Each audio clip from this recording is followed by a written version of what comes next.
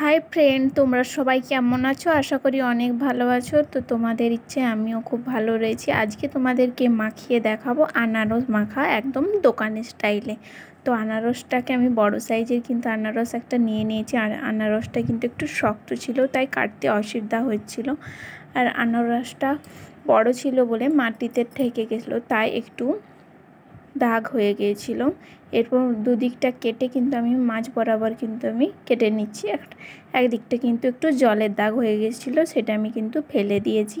আর বাকি অংশগুলো নিয়ে নিয়েছি।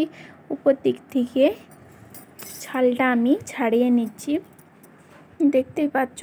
আর ভিতরের যে আঁতটা হয়, ভোঁতাটা হয় সেটা আমি কিন্তু কেটে বাদ দিয়ে দিচ্ছি। দেখতে পাচ্ছ এই সোজাসুজি কিন্তু আমি বাদ দিয়ে দিচ্ছি। এরপর ছোট ছোট টুকরো করে কিন্তু আমি কেটে নিচ্ছি।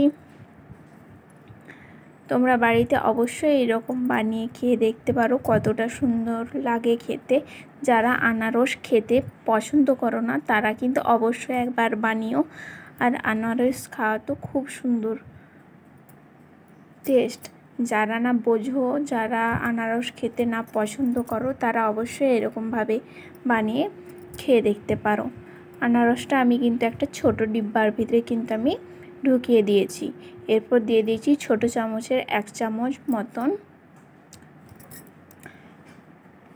লবণ, আর দিয়ে দিয়েছি তারপরে বিট নুন 1 চামচের মতন বিট নুন দিয়েছি। তোমরা চাইলে বিট নুনটা নাও দিতে পারো, আর বাড়িতে থাকলে তো দিয়ে তো অবশ্যই কিন্তু ভালো, তাতে খুব টেস্টটা খুব দারুণ আসে। দিয়ে দিয়েছি লঙ্কার গুঁড়ো 1 চামচ। এরপর দিয়ে দিচ্ছি জিরের গুঁড়ো 1 চামচের মতন, ছোট চামচের 1 চামচের মতন কিন্তু আর দিয়েছি। দিয়ে দিয়েছি বাড়িতে তৈরি করা আচারের যে তেল, আর একটু গ্রেভিটা কিন্তু আমি দিয়ে দিয়েছি। প্রায় আমার 1 চামচের মতন হবে, সেটা কিন্তু দিয়ে দিয়েছি, যেহেতু আমার আনারসটা কম ছিল সেই জন্য। এরপর দেখো ভালোভাবে সব জিনিস কিন্তু দিয়ে দিয়েছি। এরপর ডিব্বার ঢাকনাটা কিন্তু আমি দিয়ে দিচ্ছি। এরপর নাড়াচাড়া করে ভালো করে কিন্তু ঝাঁকিয়ে নেব, একদম দোকানের স্টাইলে। দেখতেই পাচ্ছ ভালোভাবে কিন্তু আমি ঝাঁকানাকা করে নিচ্ছি। এরকম ঝাঁকানাকা না করলে কিন্তু খেতেও কিন্তু ভালো কিন্তু লাগবে না। দেখতেই পাচ্ছ ভিতরটা কত সুন্দর এসেছে, পুরো মাখো মাখো। যেহেতু আনারসটা খুব রসালো ছিল, একদম মাখো মাখো হয়ে গেছিলো, সেই জন্য। এরপর দিয়ে দিচ্ছি অল্প পরিমাণে কিন্তু সর্ষের তেল।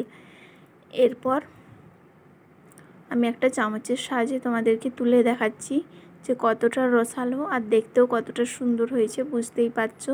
আর খেতে কিন্তু তার থেকে আরও বেশি সুন্দর হয়েছে। এরপর আমি একটা প্লেটের সাহায্যে তোমাদেরকে দেখাচ্ছি কতটা সুন্দর হয়েছে। দোকানের স্টাইলে করতে পেরেছি কি না অবশ্যই কিন্তু জানিও। আশা করি খুব ভালো লাগবে। তোমার বাড়িতে অবশ্যই এরকম বানিয়ে খেয়ে দেখো। যারা না ফল পছন্দ করো খেতে, তারা তো অবশ্যই এটা বানাও, খুব ভালো লাগবে আশা করি। দেখতেই পাচ্ছ কতটা সুন্দর। ভালো লাগলে একটা লাইক করো। এবারের মতন টাটা, পরের ভিডিওতে আবার দেখা হচ্ছে।